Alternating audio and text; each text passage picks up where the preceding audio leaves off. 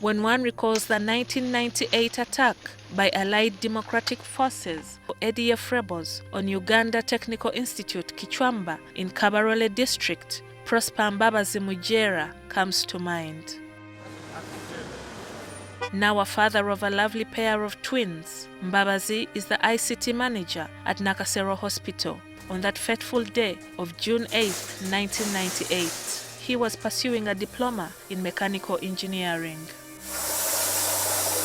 In retrospect, Mbabazi says there were signs that the ADF was planning to attack the institute, which had an army detach of about 45 soldiers. For students who used to drink, they would get communication from the villagers about possibility of rebels within the environment, but our assumptions were these guys were drunk. At 4:30 a.m. on the morning of June 8th, some students went back to the lecture rooms to catch up on their revision. It was a week to the end of year examinations. At about 5 a.m., about 200 rebels descended on the institute. The government soldiers. What I was told, that out of the 45 we knew, the commander had actually been bribed and he had taken away 30. So there were only 15. Before I could tell what was happening outside, one of my friends enters. He tells me, the most urgent action in Kahaya dormitory was finding a hiding place under the nearest bed.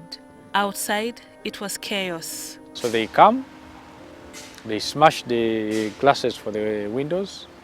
The next 4 gunshots they made on the padlock, they totally took me to sleep. Mbabazi passed out, and when he came to, an hour later, the dormitory was on fire. Some of his colleagues had managed to run out, while others were dead. I couldn't see anything.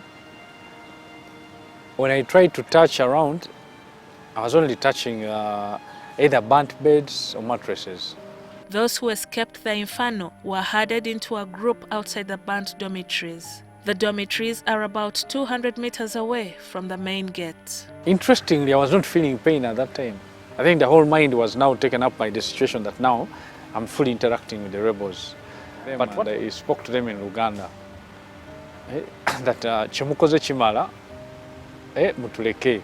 So when I spoke in Uganda, they were taken back, put their guns down, asked the young boys who brought them, how could you bring us to a dormitory of Baganda? The rebels separated 6 students who were badly burned, including Mbabazi, from the group and prepared to shoot them. However, Mbabazi pleaded for their lives. The rebels headed the remaining students towards the gate to begin their journey to the Democratic Republic of Congo. We get up and we start running away. Then we went to the quarters for lecturers. Now, everyone who saw us, so they would dash from the back and disappear. Mbabazi and a friend, Fred Ntungwa, had both suffered 3rd-degree burns, but as they struggled to run, they had to fend off a pack of dogs. To them, there was burnt meat to feast on. So we kept on kicking them. Somehow there's a soldier who came on a bike. When they saw him, they ran away, but he simply passed us. A boda rider offered to take them to Buhinga Hospital in Fort Portal City. The ward was full. Some of them would sleep on the floor. Some of them would be under the bed. Shortage of what to use, like gloves, like normal saline, cotton. They had the skill to give us the treatment, but resources were not available. Until by the 4th day, they would simply mix hot water with salt and pour on you. We had got to a point where we were smelling, rotting.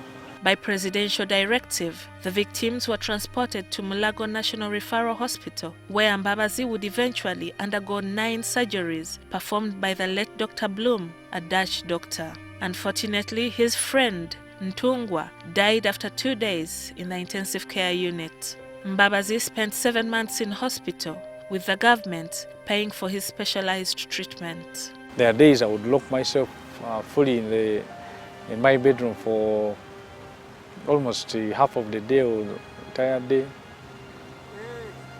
But over time, such has reduced. After 2 years, Mbabazi, with sponsorship from the Ministry of Education, enrolled at Kichwamba University for a diploma in computer science. He later took on a degree course and then traveled to India for a master's degree in computer applications. Mbabazi has worked with Goodies Limited, which is a fuel company, the Ministry of Finance, Huawei Technologies Uganda Limited, where he worked as a contractor for MTN and the Uganda Police Camera Project. The bigger part is the fear that such attacks still exist in the country. My biggest worry was for my daughters, because whatever you get into, it may have a hand on them. Mbabazi still wants to undergo one more surgery on his neck. Unfortunately, the plastic surgeon he worked with and his assistant are both dead. Gillian Nantume, NTV Tonight.